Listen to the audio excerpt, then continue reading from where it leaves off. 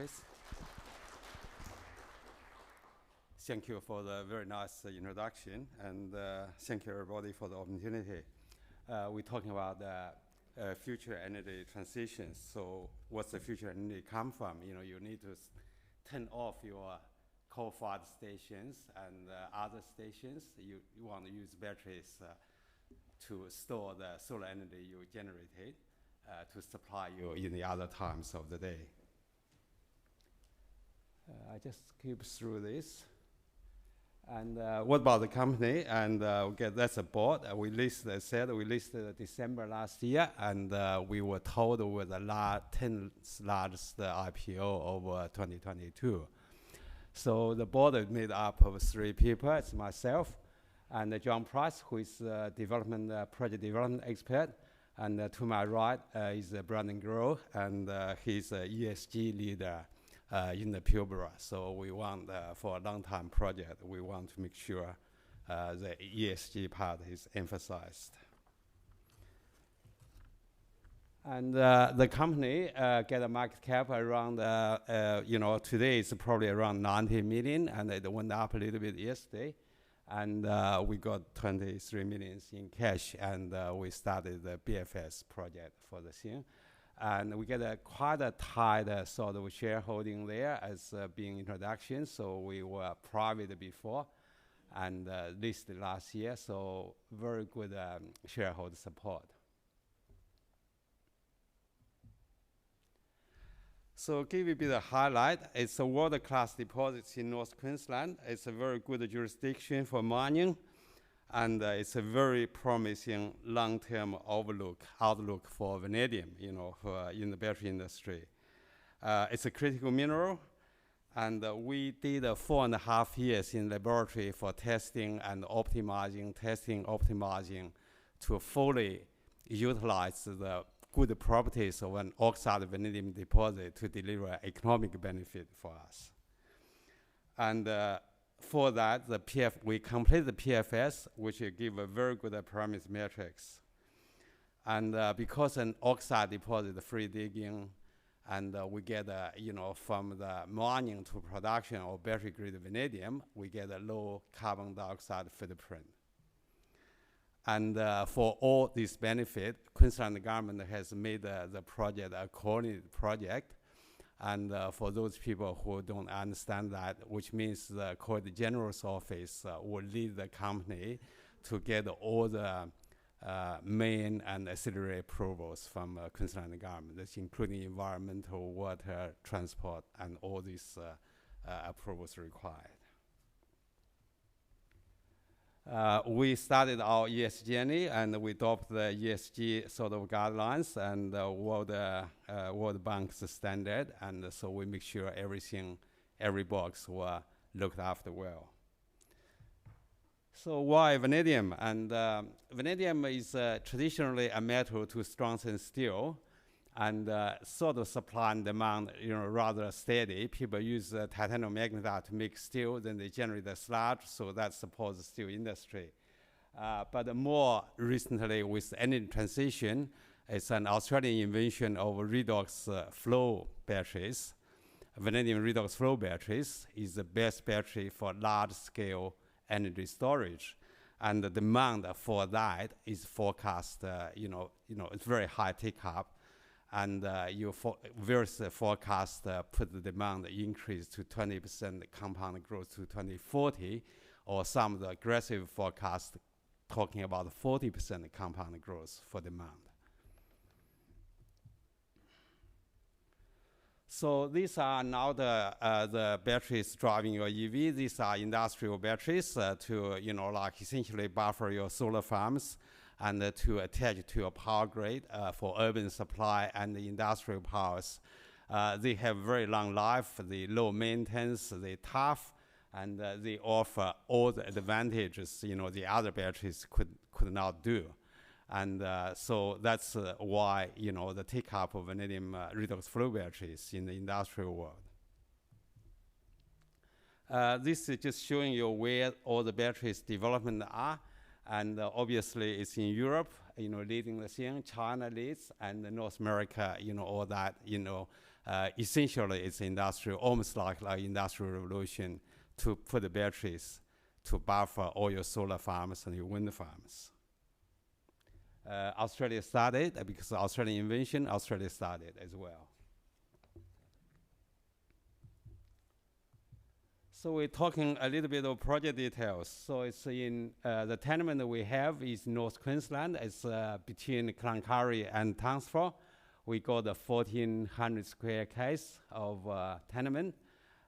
Within that, we have a global resource of 1.8 billion tons. Then our modern deposit reserve is the Lily deposit. That's got 459 million tons of reserve. We use the 0.3% cutoff. Actually, that's about 50% higher than most of the other people, other companies in the area. Most of them use 0.2 cutoff. If we use 0.2 cutoff, the global sort of resource will go up 2 or 3-fold. So it's we try to focus to get the best benefit, to focus on the high grade to start with. To develop a vanadium project like any other metals, it's not that easy. So we got a long journey, and but anyway, so we got a long journey, and to give you a bit of sort of summary, we drilled over 300 kilometers in the area to develop the resource, and we, as I said, we have 4.5 years in laboratory to test the metal flow sheet, and so at the end, we have a listing. Now we started our BFS and approval journey. So what's the benefit? This is a very easy deposit. It's a blank, it's oxide. So the rock unit called Tullabak Formation.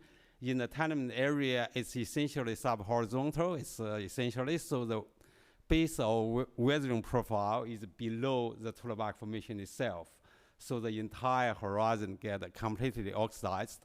And with the weathering, take care of all the nasty materials in the oil shale, and so we left is an oxide vanadium deposit. For my sort of career in geology, this is the only deposit in the world of that scale, being oxide, and it's unique. It's actually the third largest vanadium resource of the world. But in terms of oxide, that's the only one. We did our mine planning, so our stage 1 development is 172 million tons. That's like a 40 years mining life already. The life of mine for the reserve, 459 million tons. That's 110 years mining life. But that's, say, quantify that at the current plant scale, because we will increase production as the demand picks up. We spend a lot of time to do the testing to essentially optimizing the flow sheet, because an oxide is soft material. We try to, saving some of the processing costs to make the project more economic. And that's 4 years in laboratory, in multiple laboratories do all the work. We run 200 kilogram samples in batches of 3 every time. So that's a proven sort of, all proven technology, but a proven flow sheet. And repeat test to make sure the system or the process is reliable. You can repeat it. So all that delivers a very positive PFS metrics, like the low capex, high return, and the long life, and easy processing, simple process. So we get the MPV based on 10% discount of 600. But that's only calculated for the first 25 years of mining life. As I said, we started our BFS, and about a month ago, we appointed an experienced engineer, Peter Haley, joined us to lead, as project director, to lead the BFS study. And we are on the way to award the BFS contract, engineering contract. We already have the EIS contract awarded. So to give you a bit of comparison, the top is a simplified, like a production process from a titanium magnetite. Essentially, you have the, you're mining, you're milling, you're concentrating. They generally producing, 1.5% vanadium concentrate. And then once you get to the vanadium recovery process, they need to roast the concentrate at 1100 degrees, or they go through a still process. They make a still, then get the vanadium into the sludge to recover vanadium that way.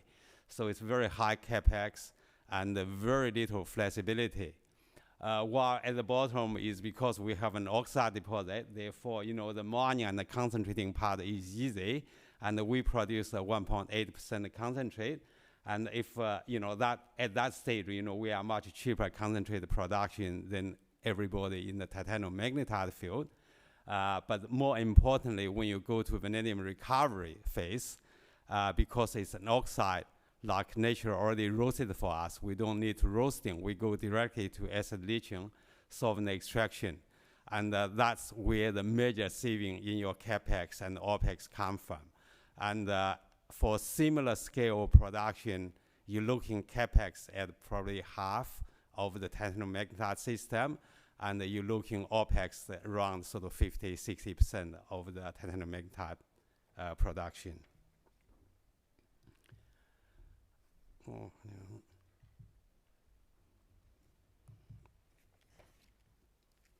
yeah. With Queensland government support, there's a vision for that area, for the vanadium province in North Queensland. Like you have mining and processing and concentrating and vanadium recovery somewhere along that corridor. We're still doing a trade-off study where to locate the vanadium recovery facility, the solvent extraction facility. But, like they are electrolyte manufacturers in Townsville, that corridor, in the Queensland government vision is making that corridor like industrial corridor for vanadium redox flow batteries production. Australian vanadium, Australian processing, Australian technology, you produce a local battery to supply Australia and probably other parts of the world as well. For that, we have a battery maker partner in our system. We made an investment in them, and we have about 10%, 11% of the shareholding. They producing batteries in WA at the moment, and they making a 40 kilowatts hour battery. At the moment, the focus market is the pump stations, remote sort of camps for the mining industry, exploration industry. Thank you.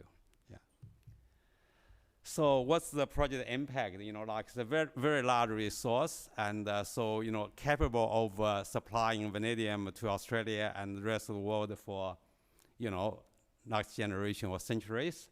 But the first stage of production, plant production is just over 12 kilotons of vanadium pentoxide battery grade. That's equivalent to about 1.3 gigawatts hour battery. So if that's, put in perspective, this is 95,000 Tesla Powerwalls. Thank you very much.